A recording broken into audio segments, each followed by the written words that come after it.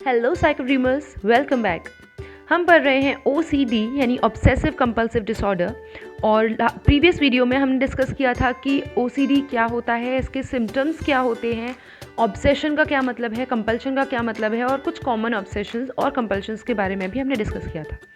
और साथ ही में मैंने ये भी कहा था कि आपको अगर कोई भी इंसान ऐसा लगता है जिसको सिम्टम्स नज़र आ रहे हैं, आपको लगता है कि इसमें OCD के सिम्टम्स हैं, बार बार अगर वो हाथ धो रहा है या कुछ भी ऐसे सिम्टम्स लगते हैं, तो बिल्कुल भी अपनी तरफ से उसे डायग्नोज मत कीजिएगा। ये वीडियो सिर्फ एजुकेशनल पर्पसेस के लिए है कि आपको समझ में आ जाए कि OCD होता क्या है। बट फॉर डायग्नोसिंग बहुत सारे मेंटल हेल्थ प्रोफेशनल्स होते हैं, तो अगर आपको लगता है कि आपको है या आपके किसी अपने को या फ्रेंड को है, तो प्लीज़ उसको किसी मेंटल हेल्थ प्रोफेशनल के पास ले जाइए और वहाँ पर वो लोग उसको डायग्नोज कर देंगे। आप उसे डायग्नोज बिल्कुल भी मत कीजिए या ना ही खुद को कीजिए। आज हम पढ़ने वाले हैं कि DSM के अकॉर्डिंग क्या होता है diagnostic criteria and all other things about obsessive compulsive disorder. तो बिना टाइम वेस्ट किए चलिए शुरू करते हैं। APA यानी कि अमेरिकन साइकाट्रिक एसोसिएशन सेज, मतलब कि अमेरिकन साइकाट्रिक एसोसिएशन APA ने DSM यानी diagnostic statistical manual of mental disorders दिया है, जो कि अभी जिसका करंट एडिशन जो चल रहा है वो दैट इज़ DSM-5 TR। तो उसके अकॉर्डिंग हम देखेंगे कि क्या होता है OCD या ऑब्सेसिव कंपल्सिव डिसऑर्डर। सबसे पहले हम इसका डायग्नोस्टिक क्राइटेरिया देखेंगे कि कोई भी मेंटल हेल्थ प्रोफेशनल जब डायग्नोस करता है तो वो क्या क्या चीज़ें देखता है या क्या क्या देखना होता है। तो first point is presence of obsessions, compulsions और बोथ। सबसे पहले देखते हैं कि उस इंसान में ऑब्सेशंस होने चाहिए, कंपल्शंस होने चाहिए या फिर दोनों होने चाहिए, दोनों में से एक भी या दोनों।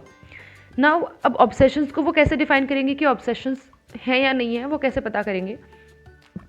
तो फर्स्ट और सेकंड पॉइंट्स उन्होंने डिफाइन किया कि ऑब्सेशंस होते क्या हैं। फर्स्ट पॉइंट उन्होंने बताया है कि recurrent and persistent thoughts, urges और images that are experienced at some time during the disturbance as intrusive and unwanted and that in most individuals cause marked anxiety और डिस्ट्रेस। जैसे कि हमने लास्ट वीडियो में भी डिस्कस किया था कि वही यहाँ पर कहा गया है कि ऑब्सेशंस जो होते हैं वो रिकरेंट यानी बार बार आने वाले, परसिस्टेंट यानी कि रहने वाले, जो बार बार आते हैं और रहते हैं ऐसे थॉट्स या अर्जेस या फिर इमेजेस जो कि कोई इंसान एक्सपीरियंस करता है बार बार लगातार कुछ टाइम पर, और जो जिससे उसको डिस्टर्बेंस कॉज होता है, जो कि ऐसे थॉट्स या अर्जेस होते हैं या फीलिंग्स होती हैं, इमेजेस होती हैं जो कि वो नहीं चाहता कि उसके मन में आए, उसके दिमाग में आए।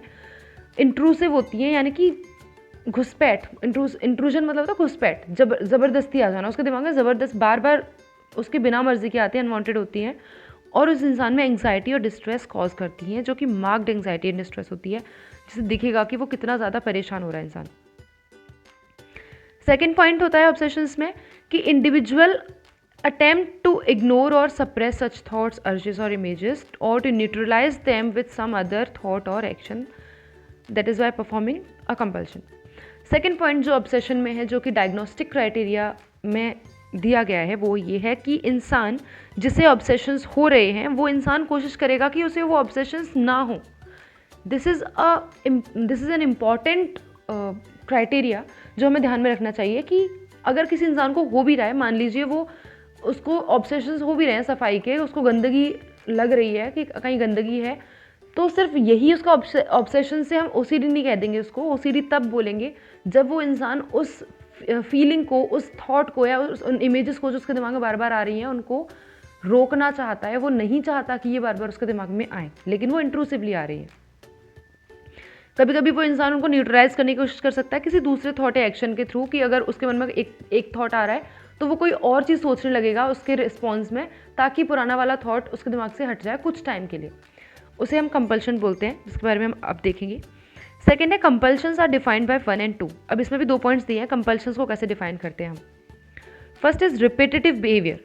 कंपल्शंस वो रिपीटेटिव बिहेवियर होता है या मेंटल एक्ट्स होते हैं जिससे कि इंसान feels driven to perform response to obsessions, rules that must be applied। ये सिर्फ कुछ इंपॉर्टेंट मैंने पॉइंट्स को अंडरलाइन कर लिया है कंपल्शंस में।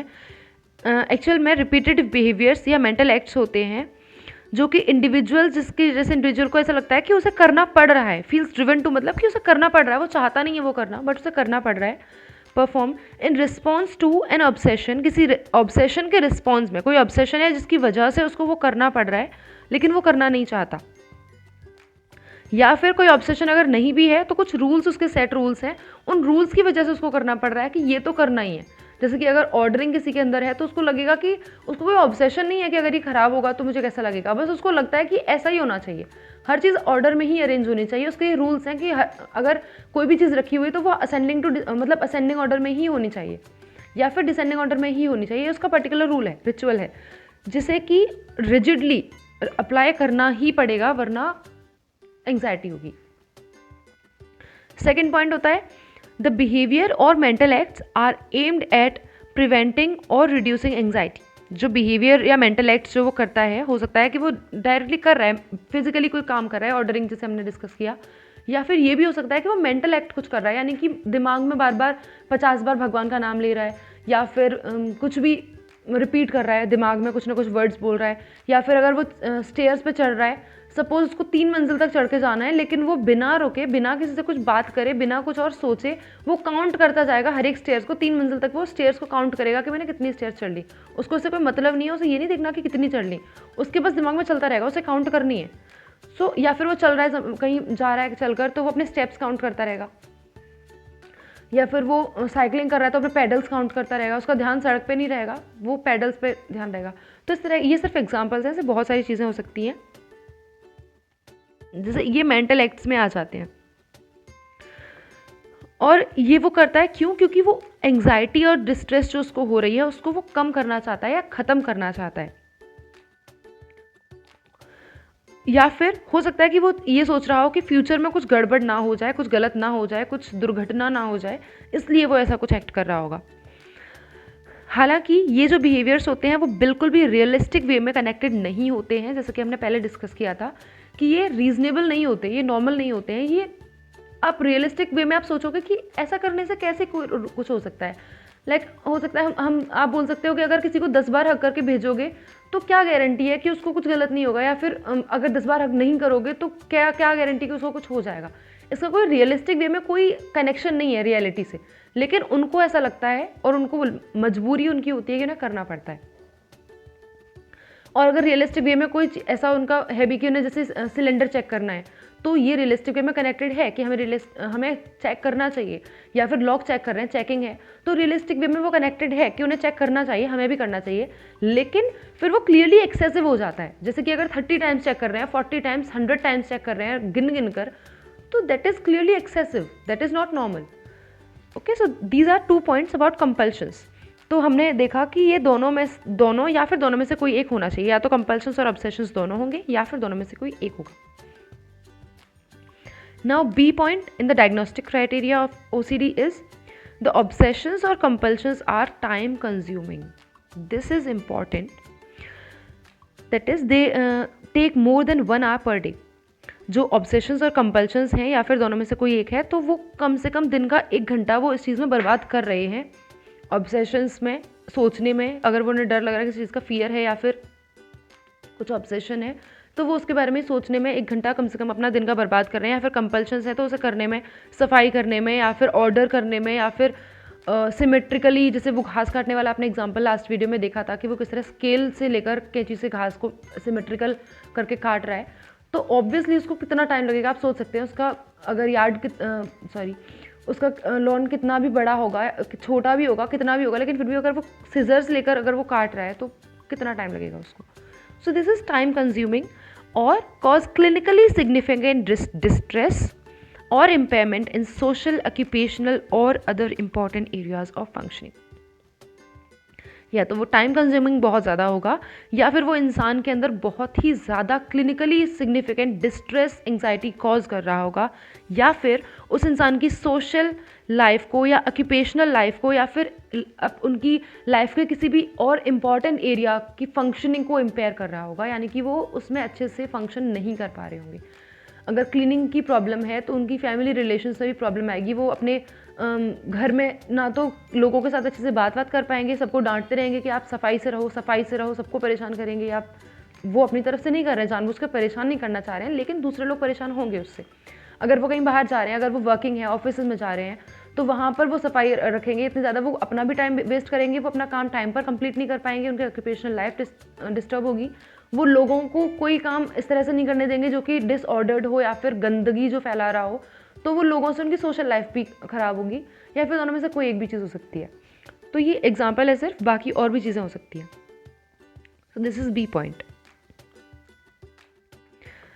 Next is the obsessive compulsive symptoms are not attributable to the physiological effects of a substance, that is for example a drug of abuse, a medication etc, or another medical condition. This is very much important कि जो obsessive compulsive symptoms जो हमें नज़र आ रहे हैं, हमें दिख रहा है कि कोई इंसान को बहुत ज़्यादा फियर हो रहा है, उसे कुछ डर लग रहा है कि हेल का डर लग रहा है, सपोज नर्क का ही डर लग रहा है, या फिर उसको कुछ बुरे सपने आते हैं, सपोज नाइटमेयर्स उसको आ रहे हैं, और आप देख रहे हो कि उसको नर्क का भी डर लग रहा है, उसको सपने भी बुरे आ रहे हैं, ये कुछ सिम्टम्स लग तो रहे हैं, उसको एंग्जाइटी भी हो रही है, तो ये कुछ सिम्टम्स लग रहे हैं ऑब्सेसिव कंपल्सिव डिसऑर्डर के। हो सकता है इसको ओसीडी हो। तो ये डिसाइड करने से पहले या फिर इस बारे में सोचने से भी पहले हमें ये देखना होगा कि उस इंसान को कोई दूसरा मेडिकल कंडीशन या फिर फिजियोलॉजिकल इफेक्ट्स तो नहीं है किसी सब्सटेंस की।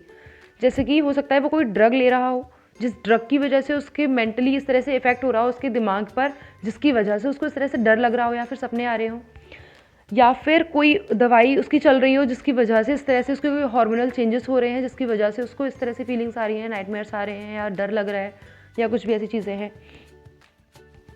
या उसकी कोई मेडिकल कंडीशन है, यानी कि उसके ब्रेन में कोई डिसफंक्शनिंग है, या कुछ इस तरह की चीज़ें जो कि मेडिकल रिलेटेड हैं, जो कि फिजियोलॉजिकल इफेक्ट्स हैं, मेंटल इफेक्ट्स नहीं है, ओसीडी से रिलेटेड नहीं है, तो ये भी चेक करना पड़ता है। तो आपको ये समझ में आ रहा होगा इन क्राइटेरिया को देख देख कर भी कि हम एज अ कॉमन पॉपुलेशन हम नहीं डायग्नोस कर सकते किसी इंसान को ओसीडी है या नहीं।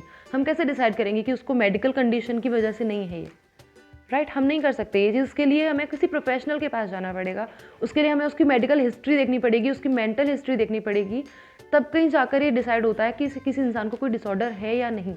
ये सिर्फ ओसीडी के लिए अप्लाई नहीं होता है, ये बाकी डिसऑर्डर्स में भी अप्लाई होता है कि हमें बहुत सारी चीज़ें देखनी पड़ती हैं, हमें उसकी पहले मेंटल स्टेट एग्जामिनेशन करना होता है, बहुत सारी चीज़ें करनी होती है, तब कहीं जाकर एक कंक्लूजन आता है, डायग्नोस किया जाता है कि ये इस इंसान को ये डिसऑर्डर है। और उस डिसऑर्डर में भी उसके सिम्टम्स काफ़ी सारे डिसऑर्डर से मैच करते हैं, जो आप इसमें आगे आने वाली स्लाइड्स में देखोगे। तो हमें उससे भी डिफ्रेंशिएट करना होता है कि ये सिम्टम्स इसमें भी होते हैं, इसमें भी होते हैं, लेकिन कुछ डिफरेंसेस या कुछ सिमिलैरिटीज़ की वजह से या तो इसमें से कोई एक है या फिर दोनों भी हो सकते हैं। तो बहुत सारी चीज़ें देखनी होती है, इसलिए don't ever dare to diagnose as a common person anybody और even yourself. Okay, so next जो क्राइटेरिया है डायग्नोस्टिक क्राइटेरिया इन DSM, वो है the disturbance is not better explained by the symptoms of another mental disorder, for example excessive worries as in generalised anxiety disorder, preoccupation with appearance as in body dysmorphic disorder etc. अब ये भी आपको ध्यान में रखने की बहुत ज़्यादा ज़रूरत है, जैसे मैंने अभी तुरंत ही इससे पिछले स्लाइड में डिस्कस किया कि ये भी हो सकता है कि जो सिम्टम्स आपको नज़र आ रहे हैं वो किसी और डिसऑर्डर के हों, लेकिन आपको हो सकता है कि सिर्फ OCD की ही जानकारी है कि OCD में तो ये होता है इसलिए इसको OCD है, लेकिन हो सकता है आपको GAD की जानकारी नहीं है, या फिर बॉडी डिस्मॉर्फिक डिसऑर्डर की जानकारी ही नहीं है, या फिर और भी बहुत सारे ऐसे मेंटल डिसऑर्डर्स होते हैं जिनमें कि ऐसे सिम्टम्स नज़र आते हैं जो कि OCD में होते हैं। तो हो सकता है कि हमें उसकी इन्फॉर्मेशन ही ना हो, जिसकी वजह से हम उसे OCD डायग्नोस करते हैं जो कि नहीं है उसको। सो ये बहुत ज़रूरी है कि देखा जाए कि जो उसके सिम्टम्स हैं, जो डिस्टर्बेंस उसको कॉज हो रहा है, जो एंग्जाइटी डिस्ट्रेस उसको फील हो रही है, वो सिम्टम्स किसी दूसरे मेंटल डिसऑर्डर से बिल्कुल भी एक्सप्लेन नहीं किए जा सकते हैं। ये एक्सक्लूसिवली OCD के ही सिम्टम्स होने चाहिए, तभी हम उसको डायग्नोस करते हैं, और हम नहीं करते हैं। मैं बार बार बोल रही हूँ, मेरी भी गलती है। मेरा हमसे मतलब है कि हम जो फ्यूचर हम लोग साइकोलॉजिस्ट बनने वाले फ्यूचर साइकोलॉजिस्ट्स हैं इंक्लूडिंग मी, तो हम लोग या जो प्रोफेशनल्स होते हैं वो इस तरह से उनको डायग्नोस करते हैं, हम नहीं करते। नाउ ये तो थे 4 पॉइंट्स जो दे रखे थे ABCD, और उनके अंदर पॉइंटर्स जो थे डायग्नोस्टिक क्राइटेरिया के। अब स्पेसिफायर्स होते हैं कि किस तरह से हम स्पेसिफाई भी करते हैं OCD को हम 2 पॉइंट्स में स्पेसिफाई करते हैं, एक इनसाइट के बेसिस पर और एक होता है टिक रिलेटेड। अब टिक भी एक मेंटल डिसऑर्डर है, जिसके बारे में हम दूसरी वीडियो में डिस्कस करेंगे कि टिक डिसऑर्डर्स क्या होते हैं। इनसाइट का मतलब होता है कि समझ कह सकते हैं हम, कि अंदर से जो फीलिंग होती है, गट फीलिंग टाइप जो होती है, कि हमें कितना समझ है इस चीज़ की कि हम ये जो ऑब्सेशंस या कंपल्शंस जो कोई इंसान अगर कर रहा है तो उस इंसान को क्या इस बात की समझ है कि अगर वो 30 बार चेक कर रहा है अपना सिलेंडर की आग ना लग जाए, तो हो सकता है अगर उसको ये इसे 3 लेवल्स पर हम इंसाइट को स्पेसिफाई करते हैं। फर्स्ट होता है with good or fair insight, second होता है with poor insight, and third होता है with no insight, absent insight or delusional beliefs. तो जहाँ गुड और फेयर इंसाइट होती है वहाँ पर इंसान को ये लगता है कि हो सकता है कि मैं चेक करूँ या ना करूँ फिर भी आग ना लगे, लेकिन क्योंकि मेरा ये ऑब्सेशन है, मेरा ये कंपल्शन है, क्योंकि मैं इसके बिना नहीं रह सकता, मुझे बहुत ज़्यादा घबराहट होने लगती है अगर मैं ना करूँ तो, इसलिए मुझे ये करना पड़ रहा है। तो that is OCD with good or fair insight. उसको पता है कि ये नहीं भी करूँगा तो आग लग जाए, ऐसा ज़रूरी नहीं है, हो भी सकता है लेकिन ज़रूरी नहीं है। देन विथ पुअर इंसाइट में होता है कि उसे हो सकता है उसको लगेगा कि अगर मैंने चेक नहीं किया तो आग लग सकती है, इसके बहुत ज़्यादा चांसेस हैं, डेफिनेटली आग लग सकती है, मे बी इसमें भी उसको ये नहीं सोचेगा वो कि नहीं लगेगी अगर नहीं चेक करूँगा तो, लेकिन उसको ये लगेगा कि अगर मैंने चेक नहीं किया तो आग लग सकती है, उसके बहुत ज़्यादा चांसेस हैं। तो ये पुअर इंसाइट हो गई कि उसको बिल्कुल इस बात पे ऑलमोस्ट पूरा भरोसा है कि आग लग सकती है। देन विथ एब्सेंट इंसाइट या डिल्यूजनल बिलीफ्स जिसे हम कहते हैं, जब इंसाइट ही नहीं है तो उसे डिल्यूजनल बिलीफ्स होने लगते हैं, फिर कि कोई उसको समझ ही नहीं है बिल्कुल भी, तो उसको जो चीज़ नहीं है वो लगने लगती है, वो ऐसे बिलीफ्स बनाने लगता है जो कि पॉसिबल नहीं है। तो उसे लगेगा कि अगर मैंने 30 बार चेक नहीं किया तो डेफिनेटली आग लग ही जाएगी मेरे घर में, तो मुझे तो चेक करना ही पड़ेगा। अगर मैंने चेक नहीं किया तो फिर मेरे सारे घर वालों को कितनी प्रॉब्लम हो जाएगी, मेरे घर में आग लग जाएगी, या जो भी चीज़ उसके ऑब्सेशंस या कंपल्शंस, जो भी उसके कंपल्शंस हैं उसमें वो हो सकता है। ये सिर्फ आग लगने वाले केसेस में नहीं है, हाथ धोने वाले में भी है। अगर उसने 56 टाइम्स हाथ नहीं धोए तो पता नहीं उसके ऊपर क्या ही हो जाएगा, उसके कीड़े चढ़ जाएंगे या जर्म्स चढ़ जाएंगे या क्या ही हो जाएगा उसका। तो हो सकता है उसको फेयर इंसाइट हो तो उसको लगे कि मुझे पता है कि नहीं भी धोऊंगा तो कुछ नहीं होगा, लेकिन मैं नहीं रह सकता या रह सकती बिना हाथ धोए इतनी बार। तो ये होते हैं specifiers according to insight. Then होता है टिक रिलेटेड। टिक रिलेटेड का मतलब जो टिक डिसऑर्डर से रिलेटेड है, तो हम ये स्पेसिफाई करते हैं कि क्या उस इंसान को कभी पास्ट में टिक भी डायग्नोस हुआ है या नहीं हुआ है, या प्रेजेंट में उसको टिक तो नहीं है कहीं। तो ये 2 स्पेसिफायर्स होते हैं इसके। देन प्रीवेलेंसेस। आई थिंक वीडियो काफ़ी लंबी हो रही है, तो चलिए आप कोशिश कीजिए कि इसको एक बार में पूरा देख लो। अगर आपको लग रहा हो कि आपको बोरियत फील हो रही है या फिर आपको बोर्डम लग रहा है, तो आप यहाँ पर पॉज कर सकते हो और फिर कुछ टाइम के बाद, थोड़ा रिफ्रेशमेंट के बाद, फिर दोबारा से यहाँ से देख सकते हो। मैं वीडियो को पूरा अपलोड कर देती हूँ। प्रीवेलेंसेस क्या होते हैं इसके? प्रीवेलेंसेस में हम देखते हैं कि 12 मंथ प्रीवेलेंस का मतलब एक्चुअल में होता है कि एक साल में या जितने भी टाइम का हम देख रहे हैं, जैसे हम 12 मंथ का इसमें देख रहे हैं, या एक टाइम पीरियड में कितने लोगों को वो चीज़ अफेक्ट करती है, यानी कि कितने लोगों को OCD हो जाएगा 12 महीनों के अंदर, या होता है जनरली 12 महीने में। इन US जो इसका जो डेटा है उसके अकॉर्डिंग US में 12 मंथ प्रीवेलेंस जो है 1.2% है, और इंटरनेशनली अगर देखें तो 1.1% टू 1.8% ये वरी करता है। और दूसरी चीज़ इसमें जो है, women are affected at a slightly higher rate than men in adulthood, although men are more commonly affected in childhood.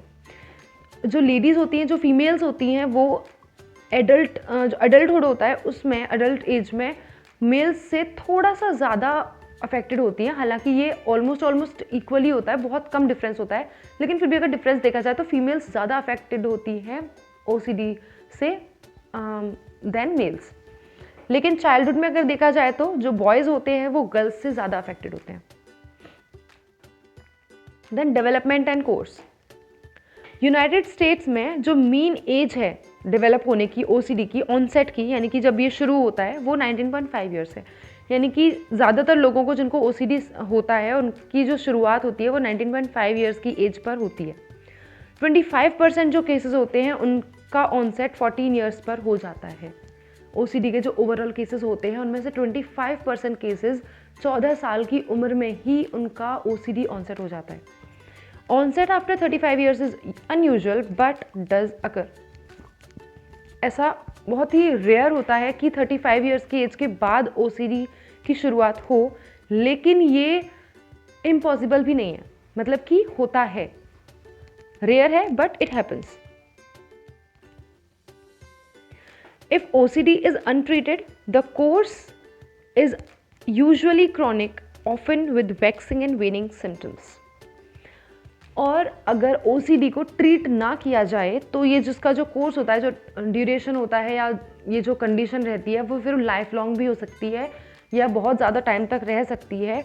हो सकता है सिम्टम्स कम ज़्यादा होते रहें, इसकी फ्रीक्वेंसी वैक्स एंड वेन होती रहे कम ज़्यादा, लेकिन ये लाइफ लॉन्ग हो सकती है फिर अगर ट्रीट ना किया जाए तो। Then risk and prognostic factors. चलिए, आई अंडरस्टैंड वीडियो बहुत ज़्यादा लंबी हो रही है, तो मैं इसका नेक्स्ट पार्ट डाल दूंगी, उसमें रिस्क एंड प्रोग्नोस्टिक फैक्टर्स में ऐड कर दूंगी। अगर आपको कंटिन्यूटी में देखना है तो आप प्लेलिस्ट में नेक्स्ट वीडियो देख सकते हो, वो इसी की है।